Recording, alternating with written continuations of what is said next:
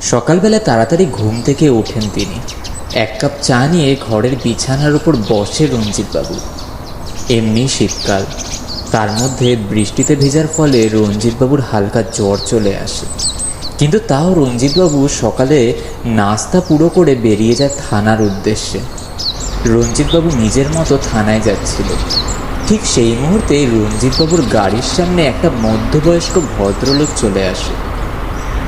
রঞ্জিতবাবু জোরে গাড়ির ব্রেক চেপে ধরে এবং বলে ওঠেন, আরে মশাই, পাগল আছেন নাকি?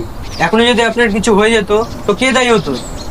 আগে বাবু, আমার বাচ্চাটাকে বাঁচান। আপনি পারবেন ওই দানবের হাত থেকে বাঁচাতে। কি হয়েছে? কে দানব? আসলে আমার বাচ্চাটা পাঠশালা থেকে পরে বাড়ি ফিরছিল সকালবেলায়, এই জঙ্গলের পথ ধরেই। আর ওই জঙ্গলের দানবরা প্রত্যেক আমাবস্যার রাত্রে আসে আর ওই গ্রামে একটা করে বাচ্চাকে তুলে নিয়ে যায়। আমার বাচ্চাটাকে ওই দানবরাই তুলে নিয়ে গেছে মনে হয়।